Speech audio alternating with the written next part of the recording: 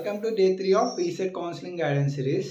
Last and final note, universities, private colleges, self-financed engineering colleges అంటే ఏంటి? Universities only government ద్వారా run అవుతాయి. University engineering కాలేజెస్లో only convener seats అయితే ఉంటాయి, మేనేజ్మెంట్ సీట్స్ ఉండవు. ప్రైవేట్ ఇంజనీరింగ్ కాలేజ్లో 2 టైప్స్ అయితే ఉంటాయి. ఒకటి వచ్చేసి అటానమస్ ఇంజనీరింగ్ కాలేజెస్, ఇంకొకటి వచ్చేసి అఫిలియేటెడ్ ఇంజనీరింగ్ కాలేజెస్. అటానమస్ కాలేజెస్కి అఫిలియేటెడ్ కాలేజెస్కి డిఫరెన్స్ ఏంటంటే, అటానమస్ ఇంజనీరింగ్ కాలేజెస్లో academic calendar, syllabus, exam conduct, paper valuation వాళ్ళ ఓన్గా అయితే డెసిషన్స్ తీసుకుంటారు. సర్టిఫికేట్స్ వచ్చేసి ఆ కాలేజ్ ఏ యూనివర్సిటీస్కి అఫిలియేటెడ్ అయి ఉంటుందో ఆ యూనివర్సిటీ నుంచి అయితే సర్టిఫికేట్స్ వస్తాయి.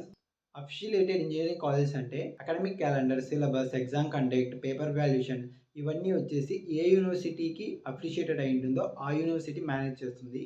ప్రైవేట్ ఇంజనీరింగ్ కాలేజెస్ ఫీ వచ్చేసి కొంచెం హైగా ఉంటుంది. ఈ ఫీ వచ్చేసి గవర్నమెంట్ ద్వారా మీకు ఫీజు రింబర్స్మెంట్ అయితే పడుతుంది.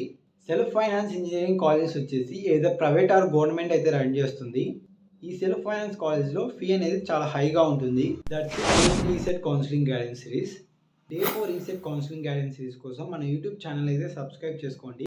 అండ్ అలాగే సర్కిల్లో ఉన్న డిప్లొమా ఫైనల్ ఇయర్ స్టూడెంట్స్కి ఈ రీల్ని అయితే షేర్ చేయండి.